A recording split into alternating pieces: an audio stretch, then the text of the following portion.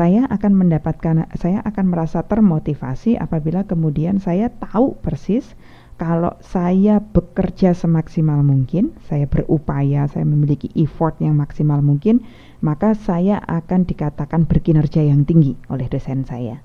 Dan ternyata dosen saya juga menunjukkan bahwa karena Nastiti sudah belajar maksimal, maka saya termasuk di dalam pelajar yang memiliki kinerja yang tinggi. Sehingga kemudian pada tahapan itu ekspektansinya juga tinggi, betul kan? Kemudian kinerja saya yang tinggi, kategorisasi saya sebagai pelajar yang dikatakan oleh dosen saya sebagai kinerja yang tinggi, itu menghasilkan menghasilkan nilai yang baik dan juga pengetahuan yang cukup baik terkait dengan materi pelajaran tersebut.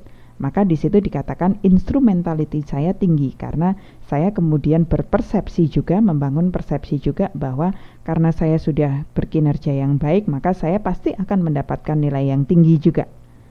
Saya akan mendapatkan pengetahuan yang baik juga. Dan ternyata Valence di situ kemudian mengatakan bahwa oh iya, pada akhirnya saya benar-benar mendapatkan nilai yang tinggi tersebut. Saya juga benar-benar mendapatkan pengetahuan tersebut. Sehingga kemudian klop antara apa yang saya persepsikan sejak awal dengan apa yang real saya dapatkan. Nah, pada saat itu saya dikatakan memiliki motivasi yang tinggi. Itulah yang dijelaskan berdasarkan expectancy theory yang digolongkan sebagai teori motivasi proses. Seperti keterangannya Mbak Sulastri adalah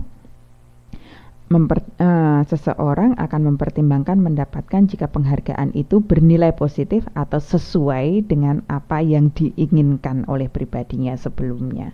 Itu yang dimaksudkan dengan Valence yang dikatakan sebagai teori motivasi proses berdasarkan kepada expectancy theory.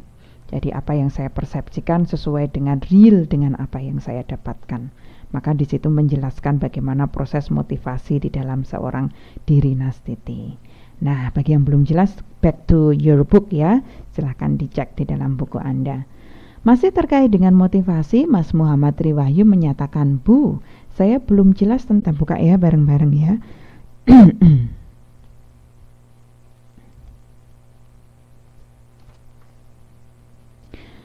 1131 ada penjelasan mengenai teori motivasinya dari Robert A. Barron. Di manakah dia? Minum dulu ya teman-teman ya.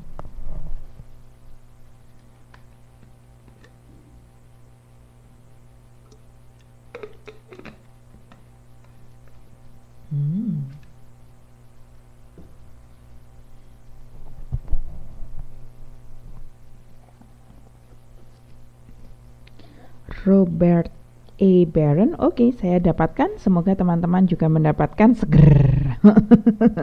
Yuk kita baca bareng-bareng yuk 1131 ya. Silahkan dibaca dulu.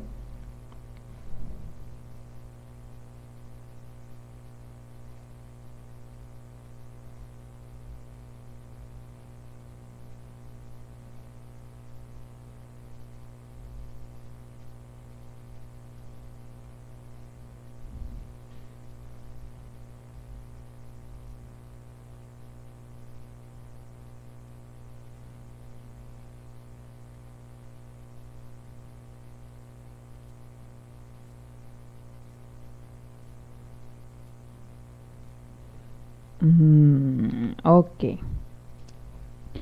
Di sini ada penjelasan bahwa dari paragraf sebelumnya ya teman-teman ya, dalam dunia kerja, motivasi merupakan unsur yang sangat penting sebab motivasi adalah hal yang menyebabkan karyawan bekerja keras dan antusias mencapai hasil maksimal.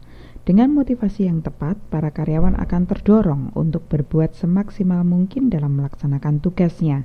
Karena mereka yakin bahwa dengan keberhasilan organisasi mencapai tujuan dan berbagai sasarannya, maka kepentingan-kepentingan pribadi para anggota organisasi akan terpelihara pula. Hal ini akan lebih jelas jika kita perhatikan hubungan berikut yang dikemukakan oleh Robert A. Barron. Drive unsatisfied need akan menghasilkan insentif, kemudian goalnya adalah satisfied need. Oh, ini bacanya gini ya, drivernya atau